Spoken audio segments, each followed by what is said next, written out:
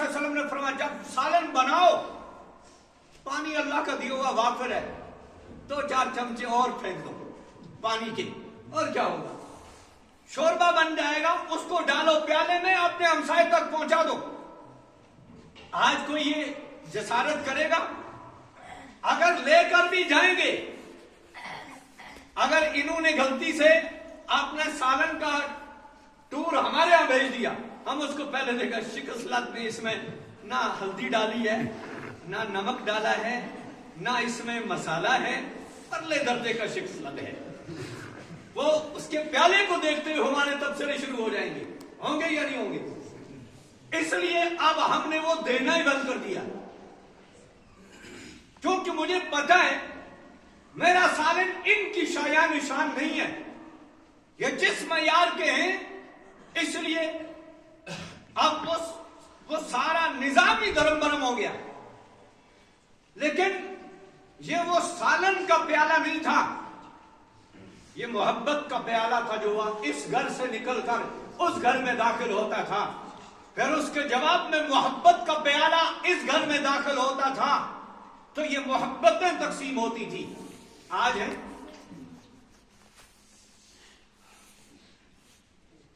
یہ تعلیمات تھی اسلام کی، آپ آزما لیں۔ حالانکہ میں یہ کہتا ہوں، میرا عقیدہ ہے جو حدیث کو آزمائے، جو قرآن کو آزمائے، وہ پرلے درجے کا کٹر کافر ہے، وہ مسلمان ہے ہی نہیں۔ وہ مسلمان ہوگا جو کہ میں قرآن کا یہ حکم ذرا آزما کے دیکھتا ہوں، میں حدیث کا یہ حکم آزما کے دیکھتا ہوں، اس کو تو کلمہ پڑھنا چاہیے، ایسی سوچ بھی کبھی یعنی سوچ بھی نہیں آنی چاہیے میں نبی کی بات کو پرکھوں گا، میں نبی کی بات کی قول کا میں تجربہ کروں گا۔ علماء نے لکھا ہے، وہ حدیث ہے کہ نبی پاک صلی اللہ علیہ وسلم نے ارشاد فرمایا، امام سے سبقت مت کرو، یعنی جو امام تمہیں نماز پڑھا رہا ہے اس سے سبقت مت کرو، یعنی وہ ابھی رکوع میں گیا ہی نہیں، تم پہلے رکوع میں پہنچ گئے۔ آپ جب تم رکوع میں پہنچے، امام کرتا ہے سمع اللہ لمن حمدہ، آپ نے کہا کون واپس اوپر جائے، یار نیچے پہنچ چکا ہوں، یہاں سے تو نزدیک ہے، وہیں سے اتنے نمازی ایسے بھی ہیں، وہ کہتے ہیں اتنے نزدیک کون جائے گا واپس، ٹوکا میں کون چڑھا موڑ گیا پھر واپس، اتنا ہو جائے۔ اب امام تو کر رہا ہے سمع اللہ لمن حمدہ، مقتدی صاحب وہیں سے نیچے چلے گئے، ابھی امام سجدے میں گئے نہیں، یہ اس سے پہلے چلے گئے، ابھی امام نے سجدے سے سر اٹھایا نہیں، یہ پہلے ہی اٹھ کھڑا ہوا، اس کو بڑی جلدی۔ تو نبی علیہ السلام نے منع فرمایا، آپ نے امام سے سبقت مت کرو، وہ رکوع میں نہیں گیا تم پہلے چلے جاؤ، وہ اٹھا ہی نہیں تم پہلے اٹھ جاؤ، وہ ابھی سجدے میں گیا ہی نہیں تم پہلے چلے جاؤ، وہ سجدے سے اٹھا ہی نہیں تم پہلے اٹھ جاؤ، منع کیا اسے۔ اور ساتھ میں خالی منع نہیں کیا، ساتھ میں فرمایا تم اس بات سے نہیں ڈرتے ہو، اگر تم ایسا کرو گے تمہارا چہرہ اللہ تعالیٰ گدھے کا بنا دے گا، یعنی کھوتا جسو تھارو سر اللہ تعالیٰ بڑا چھوڑا۔ ایک محدث ہیں، ان کے پاس طالب علم آتے ہیں، حدیث پڑھتے ہیں اور وہ حدیث پڑھاتے ہیں۔ ایک محدث حدیث کی تلاش میں ڈھونڈتے پتہ چلا فلاں جگہ میں ایک بڑے عالم ہیں، مولوی صاحب ہیں، بڑی حدیثیں یاد ہیں، میں جاؤں ان سے حدیثیں پڑھوں۔ پہنچے ان کی خدمت میں، ملاقات ہوئی، سلام ہوا، سامنے پردہ ہے، جس طرح غیر محرم عورت نہیں پردے کے اندر بیٹھتی، اس طرح وہ محدث پردے میں بیٹھے تھے، اور طالب علم کے سامنے بیٹھا، سلام دعا ہوا، کہا میں نے آپ کا سنا ہے، میں حدیثیں پڑھنا چاہتا ہوں، کہا ٹھیک ہے میں پڑھاتا ہوں، حدیثیں پڑھائی، اور اس کے بعد انہوں نے کہا کہ حضرت کافی وقت ہو گیا، بہت حدیثیں آپ سے پڑھی، لیکن ایک دن بھی آپ کا چہرہ نہیں دیکھا، اب تو میں واپس جا رہا ہوں، کم از کم اپنے استاد گرامی قدر کا کی زیارت تو کر لوں۔ تو انہوں نے کہا یہ سوال مت کیجیے، یہ سوال آپ کا پورا نہیں ہو سکتا ہے۔ کہا کیا وجہ ہے پورا نہیں ہو سکتا ہے؟ اگر عورت ہوتی تو میں کہتا غیر محرم ہے، چلو غیر محرم سے ملاقات کرنا شرعن بھی جائز نہیں، لیکن آپ تو مرد ہیں میں بھی مرد ہوں، تو اب ملاقات کیوں نہیں ہو سکتی؟ تو انہوں نے کہا سوائے پچھتاوے کے، سوائے آنسو بہانے کے آپ کو اور کچھ نہیں ملے گا، لہذا یہ مطالبہ مت کیجیے۔ وہ اصرار کیا انہوں نے، تو انہوں نے جو ہی پردہ ہٹایا تو اس محدث کا چہرہ گدھے کا تھا، یعنی باقی تو انسان تھا لیکن جو منہ تھا وہ گدھے کا تھا۔ تو یہ حیران ہو گیا، اس نے کہا حضرت اتنی حدیثیں پڑھی آپ سے، اللہ نے آپ کو اتنا علم سے مالا مال کیا ہے، لیکن یہ کیا وجہ ہے؟ انہوں نے کہا نبی کی اس حدیث کو آزمانے کے لیے امام سے پہلے، ابھی امام سجدے سے اٹھا نہیں تھا، میں اٹھ گیا، میں نے کہا میں دیکھتا ہوں ذرا کیا ہوتا ہے۔ کہا اٹھنے کے ساتھ ہی اللہ نے گدھے کا سر بنا دیا۔ اس لیے میں کہتا ہوں نبی کے فرمان کو کبھی بھی آزمائے نہ، قرآن کے حکم کو کبھی آزمائے نہ۔ ہاں یہ کریں، آپ پختہ عقیدے کے ساتھ قرآن کے حکم پر عمل کر لیں، نبی کے حکم پر عمل کر لیں، انشاءاللہ اس کے ثمرات ظاہر ہو کر رہیں گے۔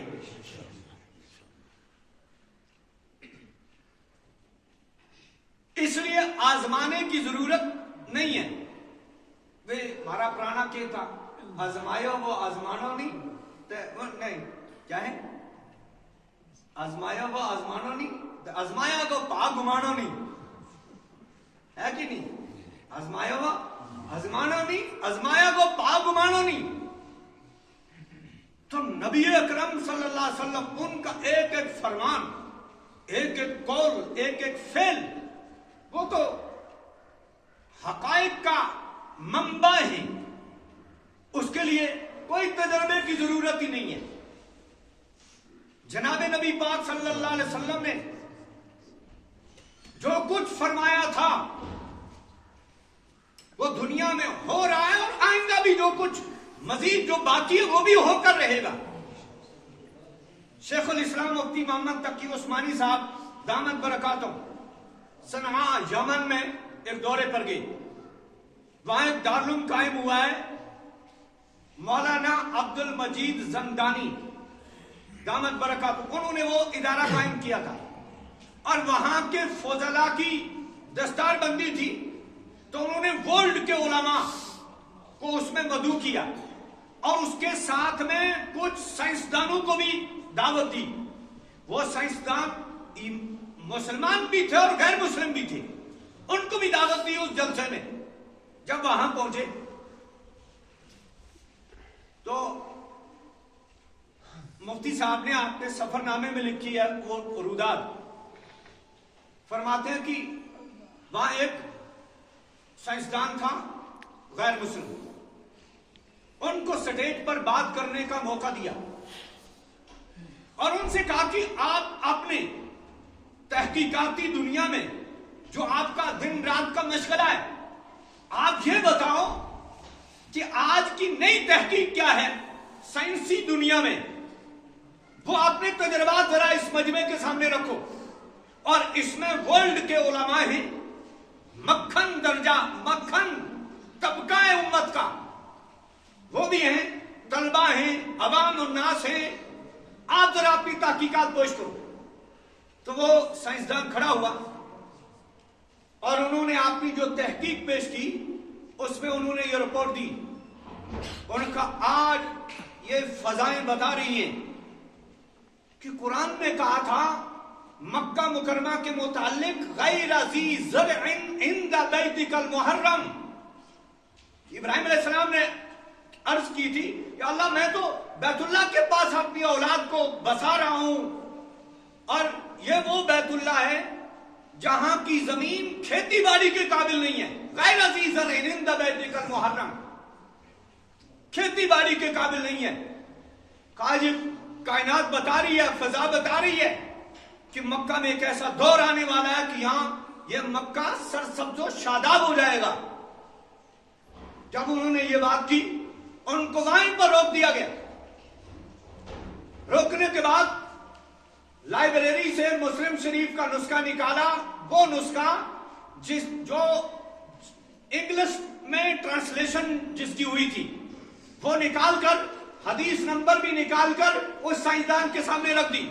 اور جو ہی وہ پڑھنے لگا تو اس میں اللہ کے نبی نے فرمایا تھا اس وقت تک قیامت نہیں آئے گی جب مکہ مکرمہ میں عمارتیں پہاڑوں سے اونچی نہ ہو جائے گی. اس وقت تک قیامت نہیں آئے گی, مکہ مکرمہ سرسبز و شاداب ہو جائے گا, بھاگ لگ جائیں گے. یہ صدیوں پہلے اللہ کے رسول کی پیشن گوئی تھی. سائنسدان کہتا ہے آج کی تحقیق ہماری ہے کیسا ہونے والا ہے. اور اس کو مسلم شریف کا وہ نسخہ اس کے ہاتھ میں تھما دیا اور اس کے بعد کہا کہ ذرا اور پیچھے چلیں. آپ یہ جو مسلم شریف کا مصنف ہے امام مسلم, ذرا اس کے حالات زندگی پڑھیں. یہ پیدا کب ہوا, اس سے کتاب کب لکھی. جب اسے دیکھا تو وہ ایسے رہ گیا. اور کہتے ہیں کہ وہیں سٹیج پر ہی اس نے کلمہ پڑھا لا الہ الا اللہ محمد رسول اللہ صلی اللہ علیہ وسلم. کہ ہم جہاں آج پہنچ رہے ہیں اور مسلمانوں کا پیغمبر صدیوں پہلے وہاں کی پیشن گوئیاں کر کے چلے گئے ہیں. اور اسی طرح مفتی صاحب نے دوسرا واقعہ لکھا کہ وہاں ایک جگہ میں دو صحابی رضی اللہ عنہم, ابھی یہ طلبہ کچھ اشعار پڑھ رہے تھے صحابہ کرام کی شان میں. دو صحابہ وقت کے بادشاہ کو خواب میں آتے ہیں اور کہتے ہیں ہماری قبروں میں پانی آ گیا, ہمیں ذرا یہاں سے نکال دیجیے. وہ اس ملک کا بادشاہ بہت پریشان ہوتا ہے, علماء سے مشورہ کرتا ہے. بہرحال پہلے دن, دوسرے دن, تیسرے دن لگاتار یہ خواب میں آتے ہیں اور کہتے ہیں ہماری قبروں میں پانی آ رہا ہے. بہرحال علماء سے مشورہ کیا اور اس کے بعد فیصلہ یہ ہوا کہ اب ان کی قبر کھول کر ان کی قبریں اور ان کے مبارک میت کو منتقل کیا جائے. جب یہ معاملہ طے ہوا, اخباروں میں یہ خبر چھپ گئی اور کچھ لوگوں نے, اس وقت حج کا موسم تھا, کچھ لوگوں نے تقاضا کیا تھوڑا سا اس ڈیٹ کو مؤخر کر دیا جائے تاکہ جو حج پر گئے ہوئے وہ واپس آ جائیں. بہرحال ان کی قبریں کھولی گئی کیونکہ 1450 سال پہلے کی شخصیات تھی, ان کی قبریں کھولی جا رہی جنہوں نے اپنی آنکھوں سے محمد رسول اللہ کی زیارت کی تھی, کلمہ نبی کی مبارک زبان سے سیکھا تھا, قرآن سیکھا تھا, حضور کے پاس بیٹھنے کی کہ وہ قیمتی لمحات سعادت کی وہ گھڑیاں ان کو نصیب ہوئی تھی. اب ان حضرات کی جب قبر کھولی گئی اتنا بڑا ہجوم تھا کہ وہاں سکرینیں فٹ کی گئی تاکہ مجمع سارے کا سارا ان کا تماشا دیکھے کہ 14 صدیاں پہلے نبی کے غلاموں کی حالت کیسی تھی. جب قبر کھولی گئی اس وقت بھی دنیا کے نامور سائنسدان موجود تھے قبر کشائی کے وقت. اور اس وقت جو ہی قبر کھولی تو ایک صحابی رسول کے چہرے سے جو ہی کفن ہٹایا تو ان کی آنکھیں ایسی کھلی تھی اور ایسے دیکھ رہے تھے.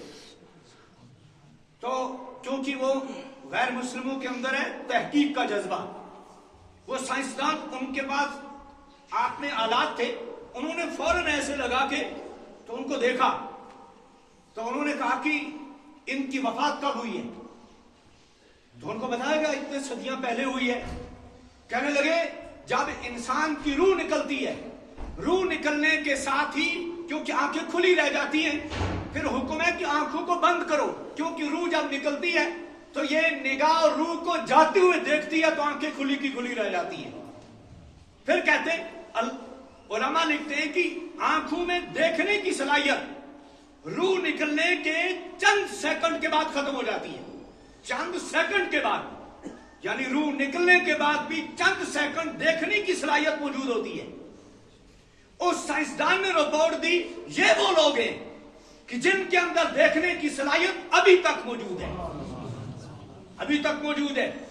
जब उनको बताया 1450 साल पहले इनकी वफात हुई है, तो उन्होंने कहा अच्छा हकीकत आप लोग सच कह रहे हो? का सच कह रहे हैं? ये है कौन है? ये मोहम्मद रसूलुल्लाह के गुलाम हैं। इन्होंने नबी की ज़ियारत की है, नबी पर उतरते हुए कुरान को देखा है, नबी की जबान से कलमा पढ़ा, नबी की जबान से नमाज सीखी, नबी के पास बैठे, नबी की ज़ियारत की, नबी की कीमती सोहबत के वो कीमती लम्हात नसीब हुए। तो उन्होंने कहा इनकी अभी निगाह की वो देखने की सलाहियत अभी मौजूद है। कब्र से निकलने से पहले उसने कहा मुझे कलमा पढ़ा दीजिए। ये है वो मुसलमान जिनको देखकर गैर ईमान वाले कलमा पढ़ते थे। आज मुझे देखकर लोग नमाज छोड़ रहे हैं। इस मौलवी की वजह से नमाज नहीं पढ़ूंगा, इस खतीब की वजह से नमाज नहीं पढ़ूंगा। मुझे अपने आप को संवारना है, ऐसा बनाना है कि वाकई क़यामत के दिन जब उठें तो वाकई अल्लाह के तू मेरा बंदा है, तू मेरा बंदा है। अपने को इस तरह बनाना है। अल्लाह के नबी सल्लल्लाहु अलैहि वसल्लम जब दावत दीन लेकर आए, उससे पहले नबी की बड़ी आओ भगत थी। मक्का मुकरमा में सब लोग अपनी अमानतें रखते थे, अमीन कहते थे, अमानतदार। मक्के में किसी पर भरोसा नहीं था। बड़े बड़े सरदार थे,